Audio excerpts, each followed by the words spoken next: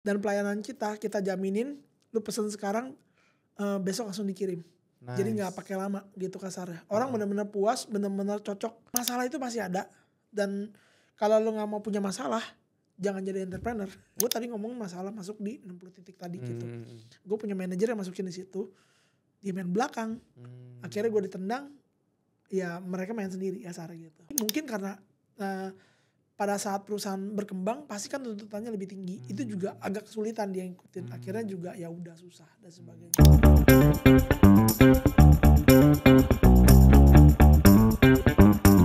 Halo teman-teman, kembali lagi dengan saya Clemens Raharja, founder dari The Entrepreneur Society. Dan seperti biasa teman-teman jangan lupa untuk subscribe dan lihat dan dengerin sampai habis. Kenapa? Karena narasumber kita tuh keren-keren banget. Dan hari ini buat teman-teman terutama yang mau belajar nanti bisnis online, marketplace, marketing semua segala macam. Ini salah satu, ini member tes lama Kak Rico Antonius yang udah sering berbagi sama kita juga. Dan dia foundernya dari ini kalau kita ngeliat Patrice Shoes Official. Number one, kita ngomongnya apa? Local pride bro ya. Local pride. Cie, asik. Masih local pride. Ini local pride benar-benar manufacture semua dibuat di sini dan mendukung para pengusaha lokal ya, kita ngomongnya pengrajin, pengrajin lokal. Pengrajin. Itu benar-benar sekarang tapi gimana ngomongnya? Nomor 1 di marketplace ya. Untuk kategori heels, shoes, gue pernah. Untuk kategori heels dan shoes pernah jadi number 1 di marketplace. Dan sekarang juga termasuk one of the top rank. Dan ini kamu bakal bisa belajar banyak banget. Tapi kita pengen ngobrol ya, pengen catch up. Ini udah lama banget gitu ya. Karena Kak Rico tuh terakhir waktu itu kita sharing bareng tuh waktu di literasi digital. Kalau nggak salah, Kemenkominfo ya kan. Lama banget ya. Lama banget tuh 2021. Dan makanya itulah gunanya kalau kamu punya komunitas teman-temannya di Entrepreneur Society itu mempertemukan kamu dengan orang-orang hebat. Dan bisa kenalan langsung dan bisa mungkin berkolaborasi. Karena kalau kita pengen lihat kolaborasi itu bakal banyak banget. Dan ini salah satu contohnya, Patrice Shoes Official. So, brother perkenalkan diri dulu deh. Oke, thank you Ko. Thank you teman-teman. Halo semua, saya Rico Antonius. Kalau misalnya bahasa buayanya gue paling mengerti kenyamanan wanita gitu. Paling mengerti kenyamanan wanita.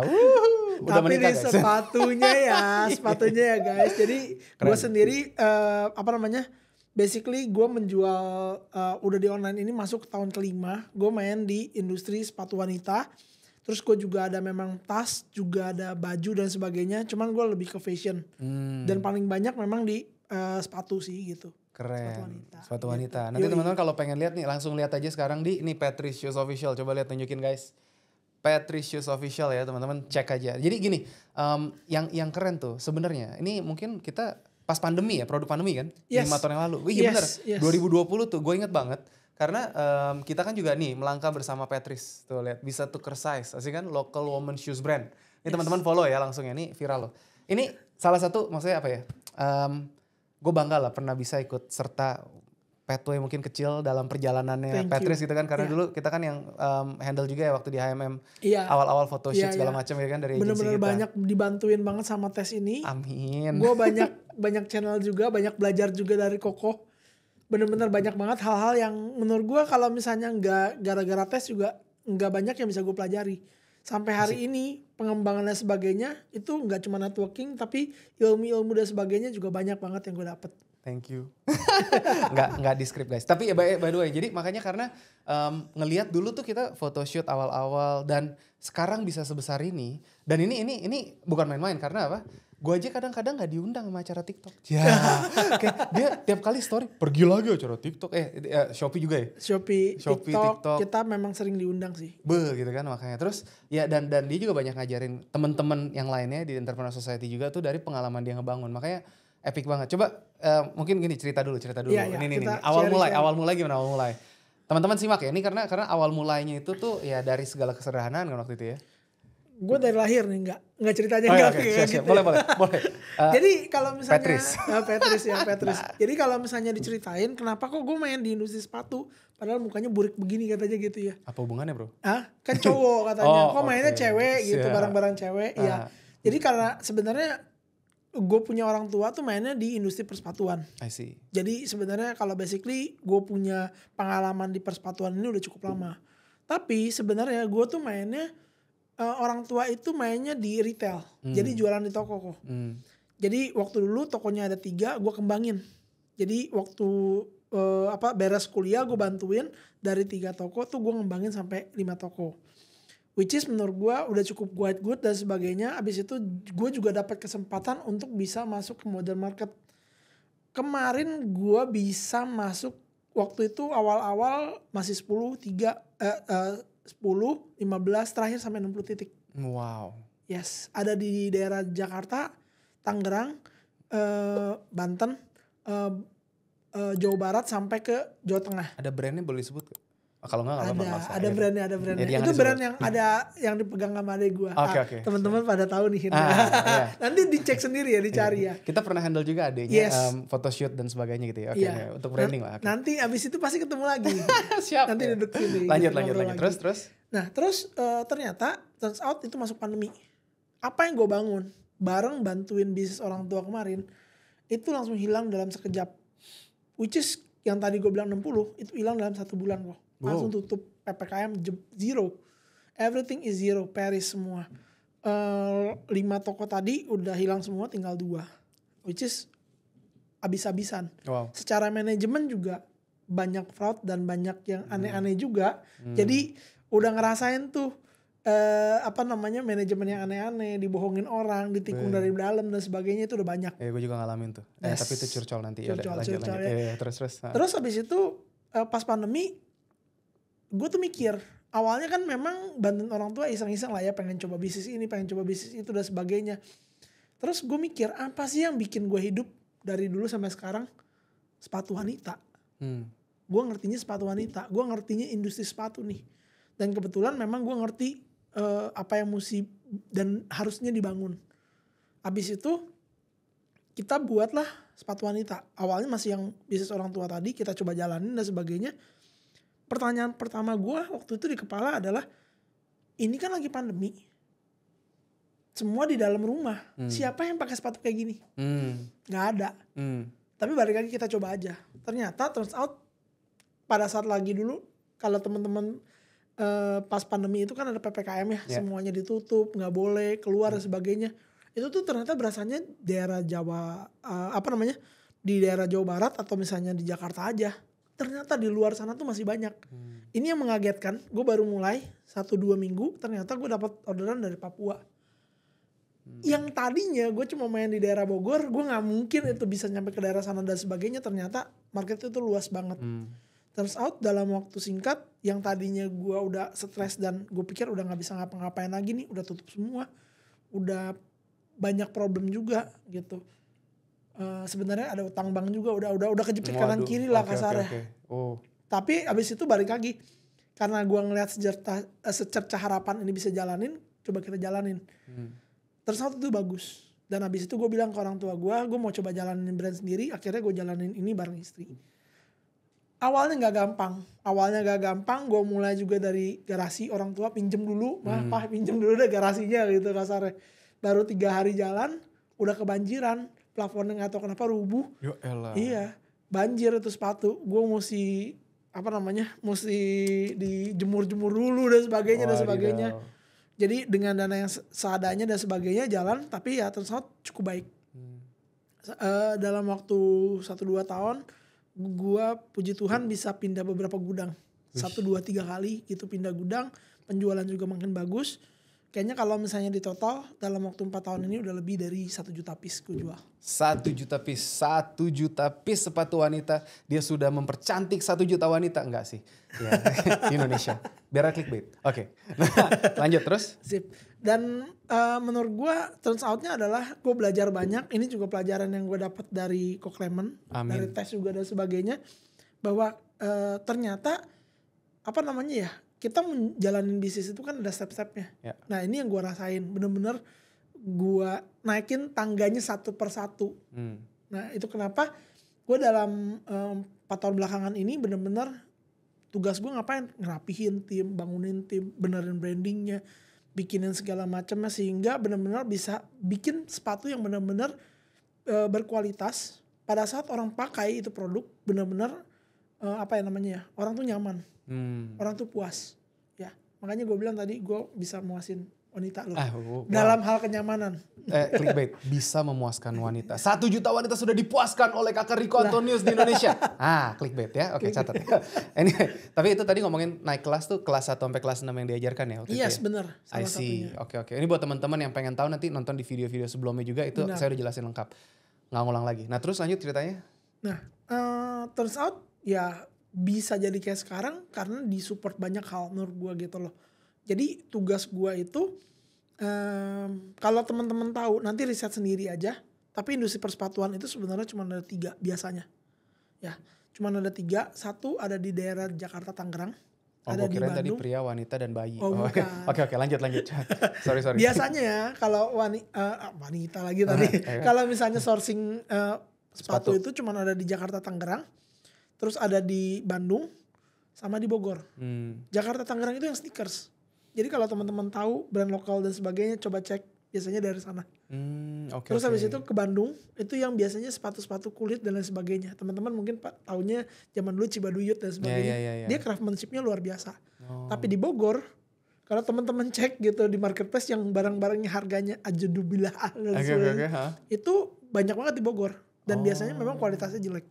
Tugasnya gua harga ajudubillah itu maksudnya murah atau mahal tuh? Sangat murah, kualitasnya juga sangat berantakan dan sebagainya. I see, oke. Itu banyak banget di Bogor kasar gitu. Dan tugas gue adalah gue pengen naikin kelas dari UMKM itu sendiri.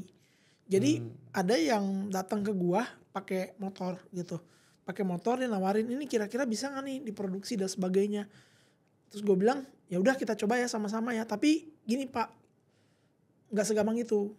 Kita punya standar yang mesti kita tingkatin. Which is standar nasional minimal menurut gue.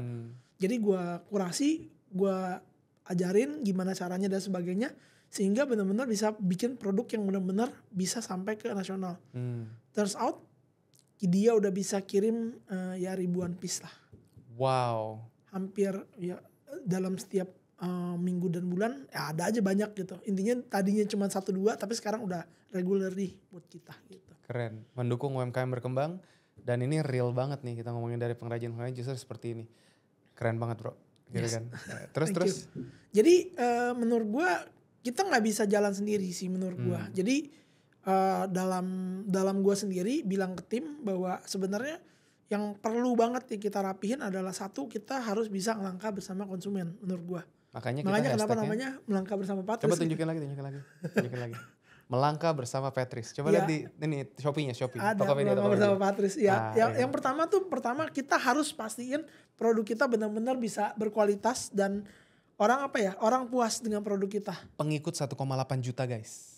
Aduh. Oh ya asik. Apa-apa gitu ya. Okay. Ada satu yang lebih penting kok. Apa tuh? Sombong dulu ya. Penilaiannya. Penilaiannya coba kita lihat tuh. Penilaian 4,9 dari 400.000 sekian penilaian guys. Boleh dicek. Beberapa yang gede biasanya nggak sampai 4,9. Nah kenapa bisa begitu tadi? Yang prinsip gue pertama adalah melangkah bersama konsumen. Jadi gue pengen konsumen gue puas. Jadi waktu orang beli produk gue, kadang-kadang aduh gue gak cukup dan sebagainya, di Patris ini bisa tukar. Jadi lu gak akan pusing. Kalau misalnya lu mau coba buat ngasih orang dan sebagainya gak cocok, tinggal tukar aja. Dan pelayanan kita jaminin lu pesen sekarang besok langsung dikirim. Nice. Jadi gak pakai lama gitu kasarnya. Orang benar-benar puas, benar-benar cocok. Dan pastiin produk-produknya itu juga berkualitas, itu 1. Terus kedua gue bilang gini, setelah konsumen puas, ya yang harus dipuasin kedua versi gue itu malah konsumen malah produsen yang tadi UMKM ini harus dibina. Karena kalau misalnya mereka bisa tumbuh gitu, kita bisa bangunin lanskap dari persepatuan ini lebih bagus, otomatis kualitas dari barang-barang kita juga pasti meningkat. Ya walaupun kita tahu ya banyak brand-brand dari sana gitu yang masuk dan sebagainya, tapi balik lagi gue pasti percaya masih ada harapan. Walaupun balik lagi kualitasnya tetap harus ditingkatin terus gitu. Betul. Jadi UMKM ini harus kita bina dan kita naikin kelasnya. Terus nextnya adalah baru gue bilang kita baru dapat kebagian nih tim. Tim ini kalau misalnya nggak bagus ya kita juga gak akan punya pelayanan yang prima. Kemana?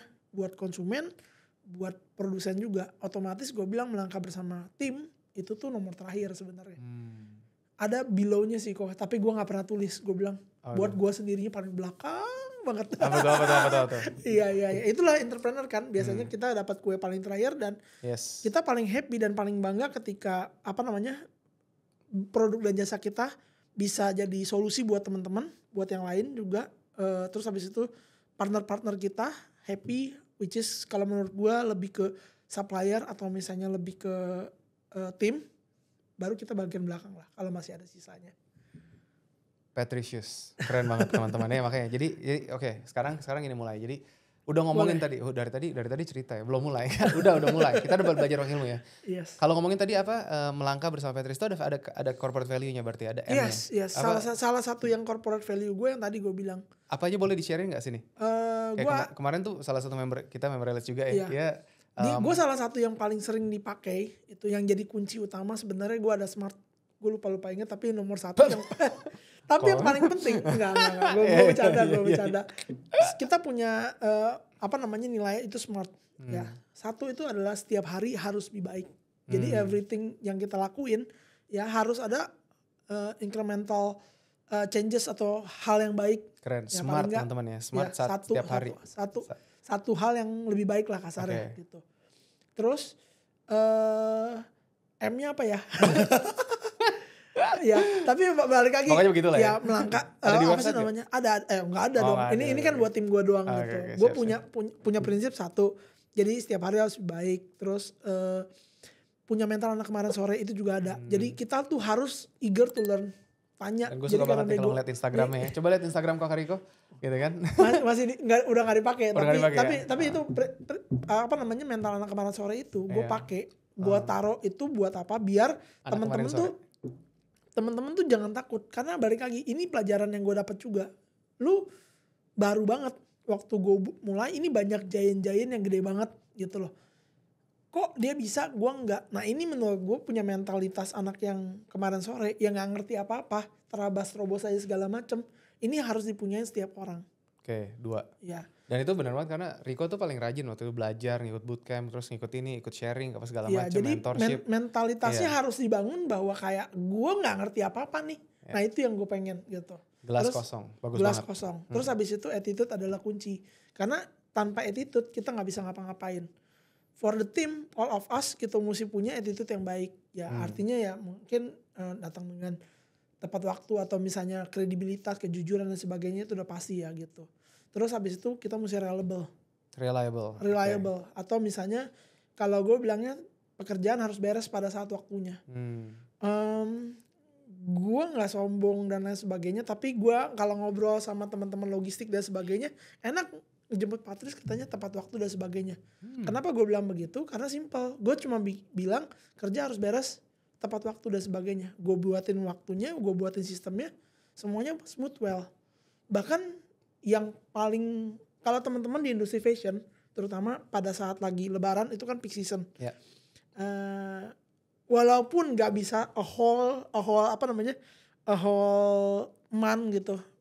Tapi kalau misalnya buat industri fashion lu bisa buka puasa sebelum matahari tenggelam itu udah bagus banget. Karena biasanya pulangnya udah nggak karuan malamnya, bisa jam 10, jam 11 dan sebagainya. Tapi gua jam 5 kita harus pulang, gue bilang. Itu salah satu tim yang gue bilang gitu. Wow, keren. Jadi harus bisa tepat waktu dan harus beres.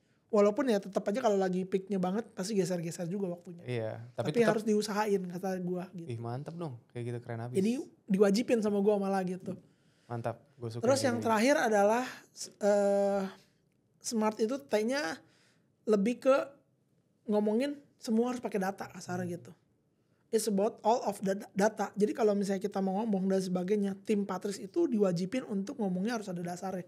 Nggak bisa asal menurut kita nih ini warna yang paling bagus. Dasarnya apa bro? Gitu. Okay. Nggak bisa. Semuanya harus berdasarkan data. Yeah. Data. Itu mungkin itu juga salah satu yang mungkin bisa nyebabin kenapa Patrice bisa tumbuh cukup pesat. Karena balik lagi, based on data kita ngambil segala keputusan. Keren. Itu value kita. Kalau kita ngomongin kayak tadi, pertama kan, udah ngeliat nih. Dulu tuh kita ngalamin waktu pertama kali masih kita photoshoot apa segala macem. Terus sekarang by data. Data dapat dari mana?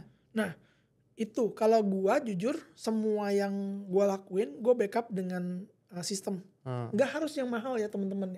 Segala macam yang simple aja itu bisa jadi data.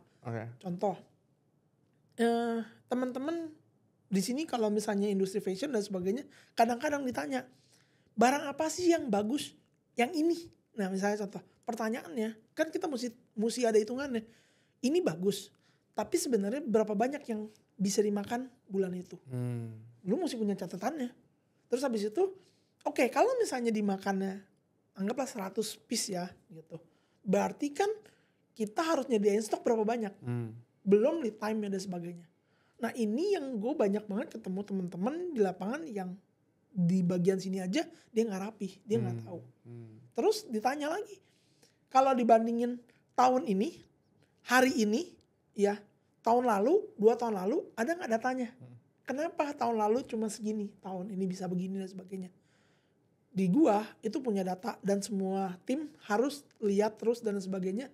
Jadi kita tahu nih kalau misalnya ada sesuatu yang berubah dan sebagainya, kita masih bisa revert ke data. Walaupun nggak bisa semua kita kontrol, tapi paling nggak dengan data kita bisa mengambil kepastian bahwa apa yang kita lakukan itu lebih jelas. Koko bilang tadi, lu foto dan sebagainya, lu mana tahu foto yang bagus atau enggak. Terus lu coba ganti ya, kalau misalnya lu main di marketplace, coba ganti cover, itu kelihatan. Tapi dicatat berapa lama, misalnya contoh 10 hari, berapa hari, ada nggak tractionnya? Biasanya ada tuh, view-nya mungkin bertambah atau ada yang nanya lah, ada yang ini. Jadi sekali lu coba ganti beberapa kali dan sebagainya, nanti pasti ketemu nih satu titik, oh ya ternyata ini loh yang paling bagus fotonya. Atau ini loh cara yang paling bagus dan sebagainya. Itu yang biasa kita lakuin. Oh mantap. Sebelum kita masuk ke teknis ya teman-teman, ini segmen pertama nih. Nanti teman-teman nonton lagi di episode berikutnya itu kalau kita mau ngomongin lebih ke teknisnya. Biar bisa belajar. Cuman yang gue penasaran gini. Kita ngomongin dari kisah perjuangan mental. Tadi udah sempet sampai semua toko tutup. Terus ngerintis lagi balik, mulai dari nol lagi, ya kan? Terus kebanjiran pula, sampai akhirnya terus berkembang. Pas lagi naik kelas juga, ya kita ngomongin dari kurikulum dasar kita kan naik kelas, itu ada tantangannya masing-masing. Terus tadi ngomongin ada pernah ditusuk dari belakang lah, ditipu lah, bocor lah, apa segala macem. Wajar ya? Iya, ya, kayak gitu namanya kan? juga wirausaha, udah biasa ya. Nah, gimana caranya lu tetap kuat nih mentalnya untuk keep on moving forward? Ini pasti teman-teman banyak relate. Gitu. Gue susah ngomong ya, balik lagi ya.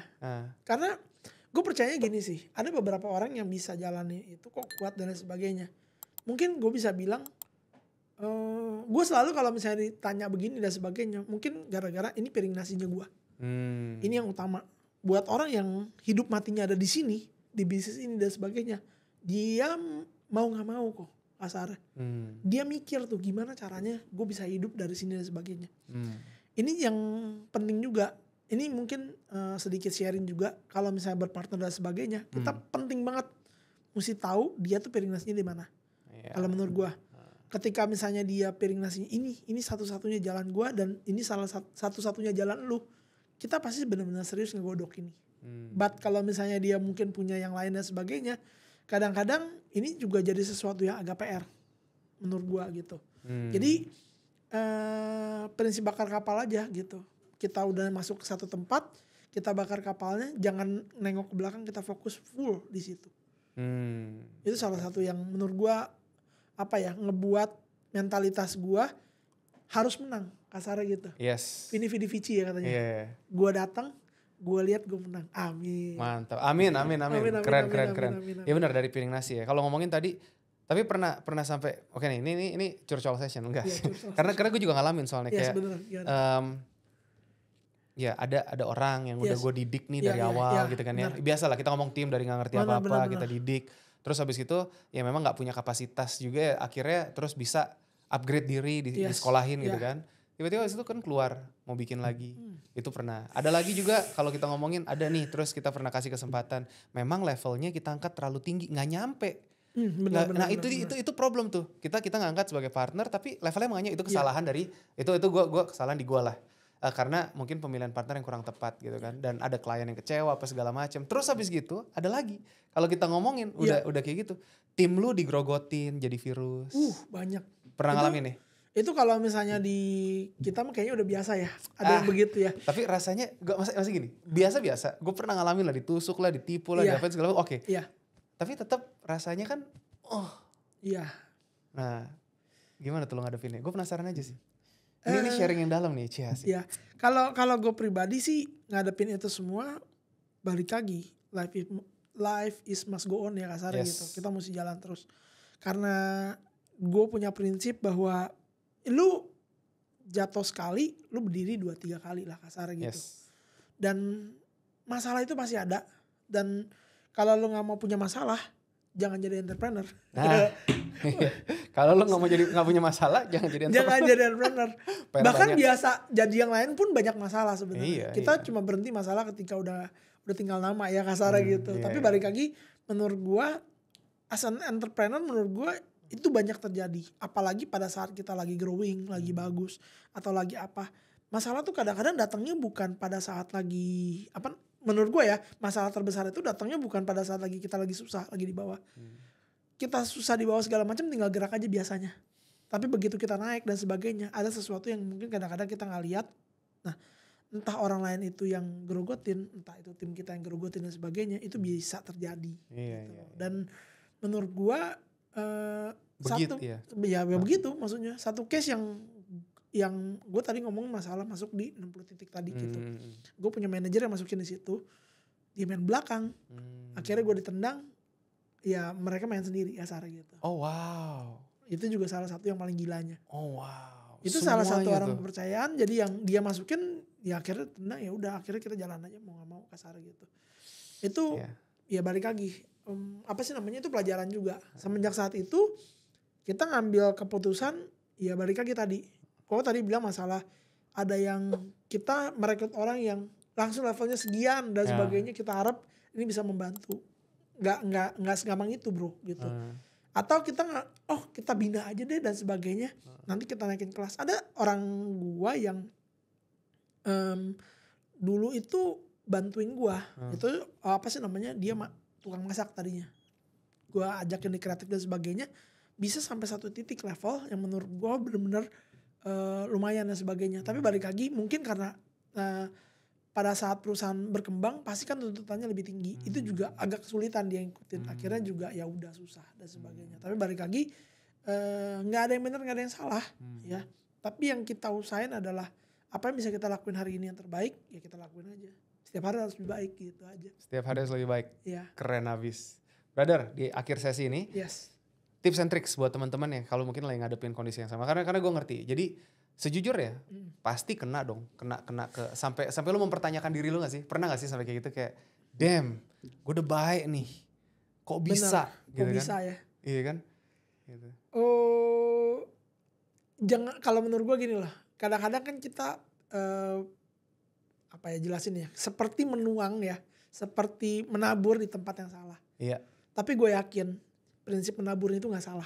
Yes. Jangan tabur, kalau di situ salah ya tinggal geser aja. Yes. Jangan dirubah, karena caranya udah bener, sistemnya udah bener. Cuman mungkin salah tempat aja yang kita tabur. Jadi jangan malah, kayaknya cara gue salah nih. Abis itu gue nggak mau lagi, malah tutup gitu misalnya jalan dan sebagainya. Menurut gue itu malah salah sih. Kalau misalnya, yang penting kan kita tahu ya yang mana yang bener, yang mana yang salah. Kalau kita tahu kita lakuin itu bener, lanjutkan, jangan berhenti gitu. Gus, mantap. Itu sih kalau gue. Keren abis. Thank you. Final words, tips and tricks buat teman-teman yang mendengarkan. Tapi stay tune ya. Nanti berikutnya ada episode berikutnya kita bakal gali lebih banyak ilmunya. Oke. Final words dulu coba. Oke. Mungkin gue simpelnya gini ya. Kadang-kadang gue cerita sedikit mengenai yang gue lakukan. Please. Kadang-kadang kita ngeliat tuh gila lah, bisnis ini bagus ya. Patrice ini bagus nih di sepatu. Terus misalnya lu lihat brand lain tuh bagus di A, B, C, D dan sebagainya. Lu lihat, bagus nih, opportunity nih dan lain sebagainya. Lu ngeliat rumput tetangga itu lebih hijau. Tapi menurut gue, lu lakuin apa yang biasa lu lakuin dulu. Tadi yang gue bilang tadi, ini piring nasi gue yang ngidupin gue dari kecil sampai sekarang, ini di sepatu. Gue ngertinya di sepatu. Lu jalanin itu. Kalau lu lihat orang lain lebih hijau, kadang-kadang belum tentu. Maksud gue, jadi kita fokus aja apa yang bisa kita kerjain. Percayalah yang kita kerjain ini biasanya katanya kecil dan sebagainya, tapi sebenarnya bisa banget kok gede gitu. Mesti banyak-banyak ngobrol sama Kok Clement nih. Apapun bisa gede soalnya, bener nggak? Betul sekali. Ya. Asal jangan perut kita gede ya. Bro, thank you banget udah Thank you, datang dan thank you, berbagi thank sama you, kita-kita. Dan semoga ini jadi berkat banget ya. Thank you. Pasti jadi penguatan buat teman-teman juga. Apalagi yang mungkin baru ngerintis. Atau yang lagi mau mulai merintis. Atau Thank you. bahkan yang udah gede juga yang lagi ngalamin masalah yang sama. So yang penting jangan pernah berhenti dari itikat baik kita untuk menabur. Tapi naburnya jangan di tempat yang salah. Kalau salah ya udah geser aja. Pasti akan ada lagi. Jadi Yoi. itu benar banget. Dan ya seperti yang kita selalu ajarkan di Entrepreneur Society. Fokus bantu orang lain terlebih dahulu. Rezekinya pasti akan datang di kemudian. Thank you banget bro, Yuk. udah berbagi sama kita. So Thank you, sukses terus buat Patrice. And Thank as usual kalau kita di ending nih, masih ingat gak lo? Di Entrepreneur Society? Cobalt and Beyond. Cobalt and Beyond teman-teman, sukses terus. Sampai jumpa di episode selanjutnya. Jangan lupa subscribe dan bagikan ke teman-teman kamu yang membutuhkan. Sampai jumpa, sukses.